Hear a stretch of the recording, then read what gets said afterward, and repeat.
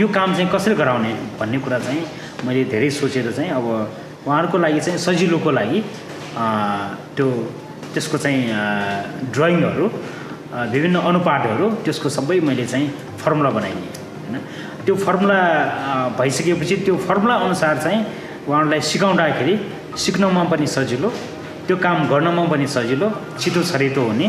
त्यसलाई पनि अब हामीले चाहिँ यो फाइलिङ गरेर त्यसलाई चाहिँ रेकर्ड राख्ने हिसाबले फाइलिङ गरेर राख्न सक्यो भने चाहिँ पछिको लागि पनि काम आउने। अब मैले चाहिँ यो बेला यो सालमा यो बनाएको भन्ने कुरा पनि त्यहाँ रेकर्ड हुन्छ।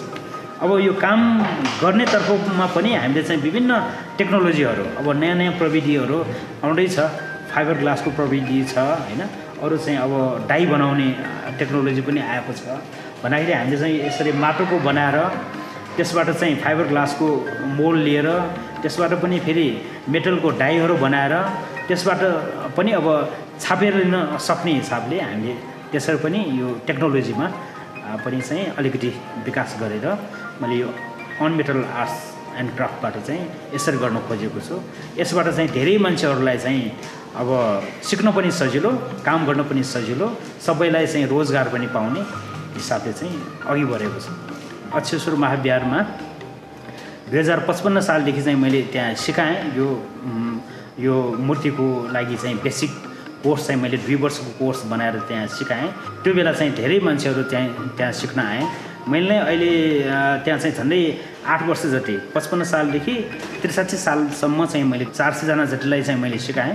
तर त्यहाँबाट अब 400 जना मध्येमा पनि झन्डै अब 200 जनाले चाहिँ यही पेसा अब अँगालेर अहिले चाहिँ काम गरेको पाइन्छ। अब 2080 चाहिँ मैले जर्मनमा वर्ल्ड एक्सपो भएको थियो, त्यसमा चाहिँ स्वयम्भूको यो धातु पाटाबाट यो ठोजामाजाको प्रविधिबाट चाहिँ स्वयम्भूको स्तूपा बनाएँ। अनि त्यसपछि 2010 मा साङ्घाईमा पनि फेरि यो वर्ल्ड एक्सपो भएको थियो, त्यसमा पनि स्वयम्भू नै अब अर्कै किसिमबाट हामीले चाहिँ त्यहाँ पनि बनाएँ। त्यसपछि अब भुटानमा गएर चाहिँ मैले यो 2011 तिर चाहिँ 2010 मै हो 10 तिर चाहिँ म त्यहाँ गएर भुटानमा चाहिँ सबभन्दा ठुलो 115 फिटको परमसम्मको मूर्ति त्यहाँ बनाएँ। अब त्यसमा चाहिँ अब ठुलो मूर्ति बनाउँदाखेरि अब यो आर्टको कुरा मात्र भएन, यसमा चाहिँ आर्टको सँगसँगै इन्जिनियरिङ कुराहरू पनि चाहियो यसमा है। ठुलो म्यानेजमेन्टमा पनि ठुलो गर्नु पर्यो, टेक्नोलोजीमा पनि अलिकति चाहिँ धेरै सोचेर गर्नुपर्ने भयो।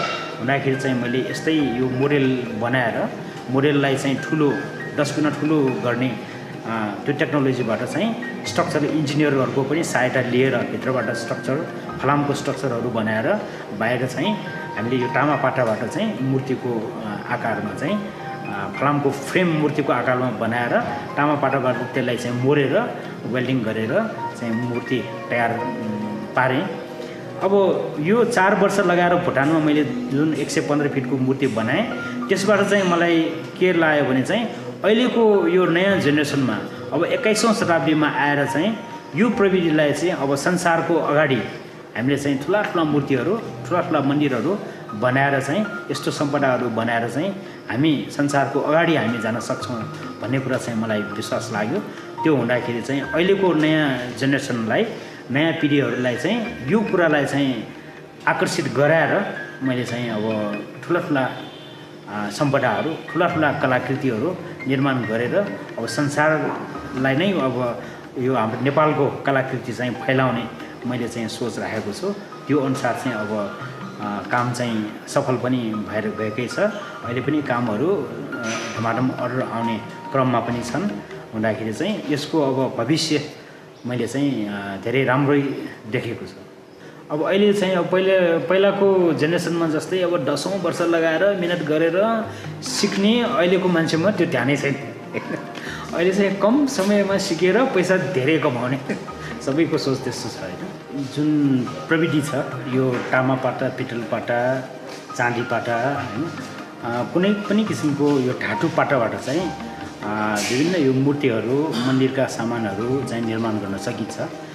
अब यहाँ नेपालको सन्दर्भमा यहाँ काठमाडौँ उपत्यकाको सन्दर्भमा हामीले चाहिँ बुझ्नु पर्दाखेरि यो चाहिँ अब लिच्छवीकालदेखि यो कला चाहिँ सुरु भएको देखिन्छ। यो यसलाई